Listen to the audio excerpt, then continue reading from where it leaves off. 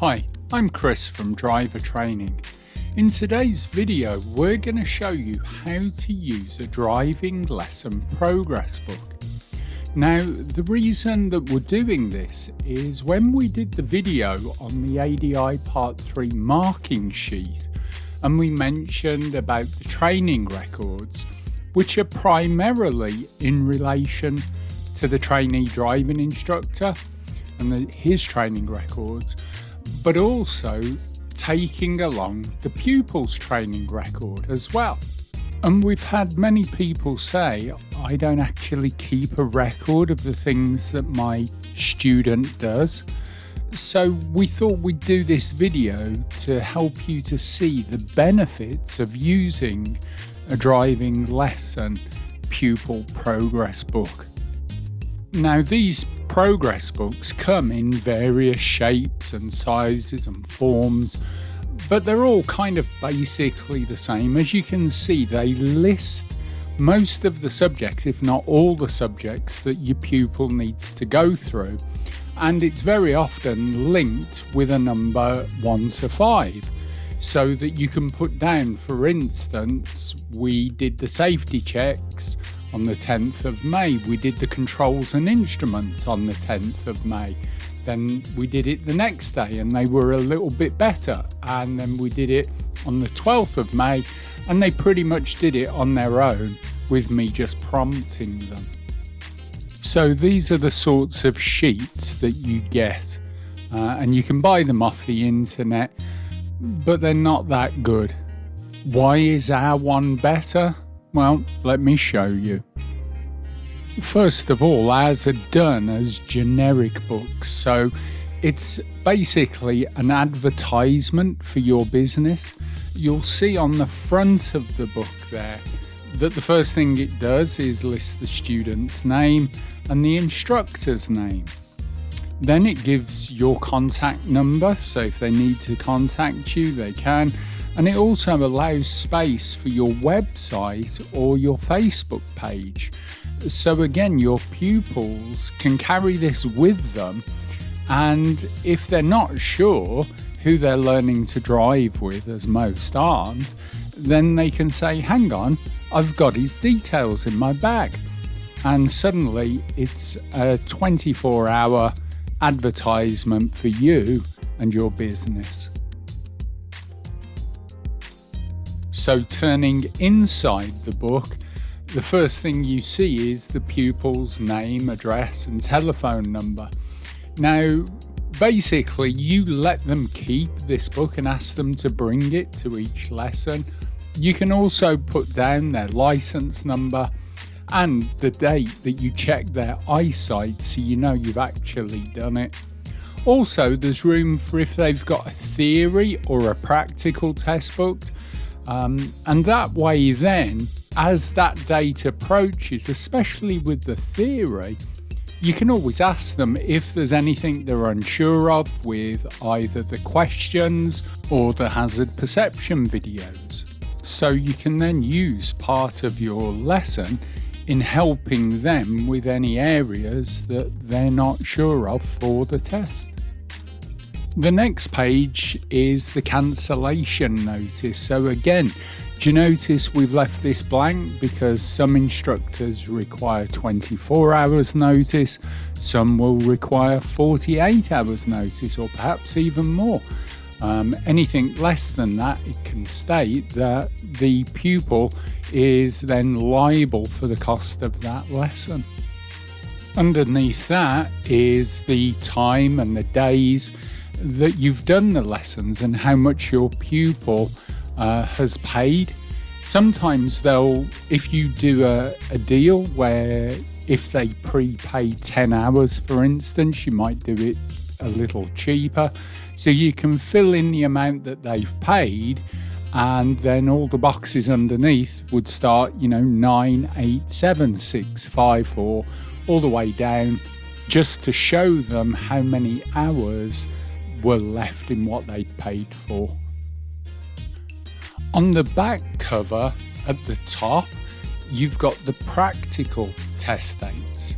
Now again, you've got the time and the date of the test, But also you've got that little part, I certify that this pupil is ready. So again, it's a little bit harder these days because sometimes you have to book the test and try and work up to it because of the waiting times.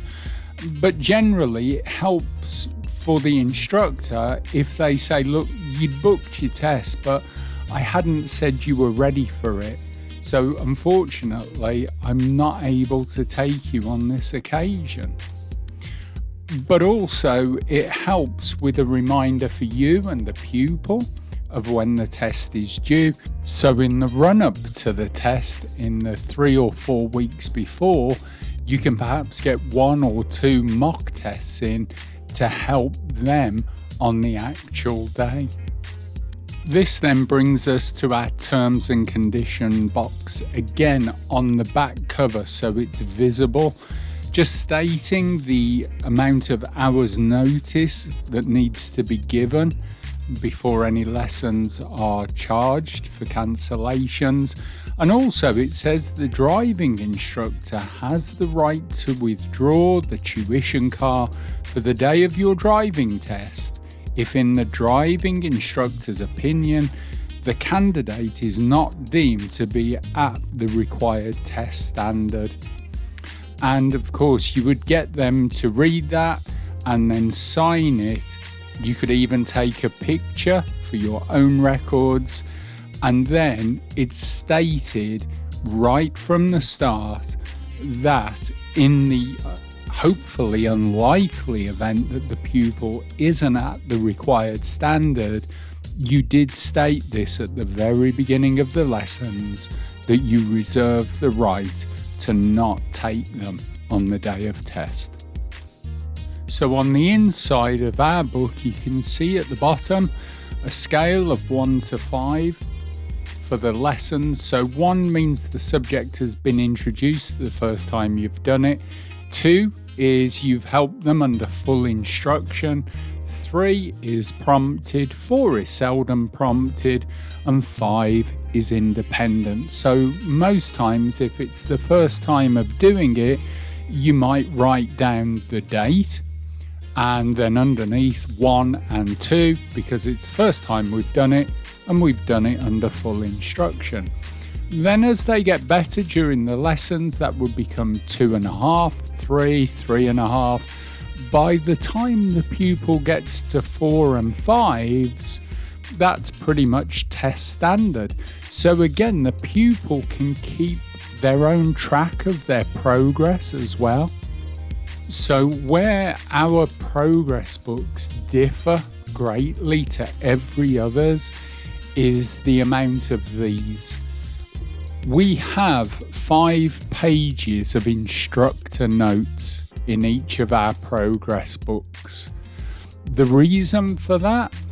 Well, let's have a look back at that original sheet. Now, it tells us, for instance, on positioning, number 7, that the pupil is prompted. But what do they need to work on? What are they good at? What do they need to be strengthened? We've got no idea because it doesn't tell us. But with 5 pages of instructor notes, you know for definite. So here, for instance, a real life example, the 8th of September, the pupil is told, don't stare at the car on the roundabout and drive into its path. So the pupil here needs to work on glancing to the right, looking back, glancing to the right again, looking back. You'll also notice the second part there, to count the exits on the roundabout, because again, not only were they staring on approach, they were then forgetting to count the exits, and therefore they were going off at the wrong exit.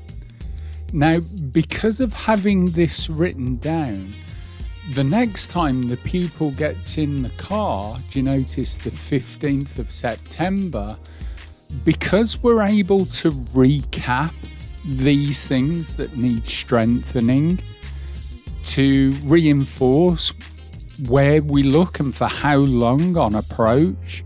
And then once we're coming on to the roundabout, that's when we start counting the exits. Because of that, do you notice the next lesson, we work on those things. The result is we are much better at dealing with both of those particular facets of doing roundabouts. As we continue to look through the book, you can see now those roundabouts are still an issue. Straight ahead, second exit is not first exit on the left. And we did that twice. Once was almost onto the motorway. But again, because we're able to recap that on the 9th of February, again, it's a better lesson with it. Then on the 23rd of February, we have respond to the lorry on the slip road. You need to speed up to get past it, slow down. Do we need to move over? We've got to look, assess, decide, and act. So because this is written down, we can then spend time at the start of the next lesson helping them understand how we deal with vehicles on slip roads. And just as a side point, do you notice that just underneath that, the pupil has gone back to that previous bad habit of not counting the exits on the roundabout? And that's why it says there, straight ahead, third exit is not the first exit on the left. So by writing it down, by doing diagrams, it lets the pupil take this home with them and go through and mull over and meditate on the things that they're struggling with, so that hopefully on the next lesson you both have the same goal of eradicating those faults. So by using a progress book which actually tells you what the fault is, it helps your pupil progress quicker, it helps them understand the subject better, and therefore it makes you a better teacher. These progress books come in packs of 10 and they're available from our Amazon store or from our eBay store, and the link for both is in the description below this video. So my name's Chris, thanks for joining us. Remember to drive safe, teach well, and we'll see you all again in our next video.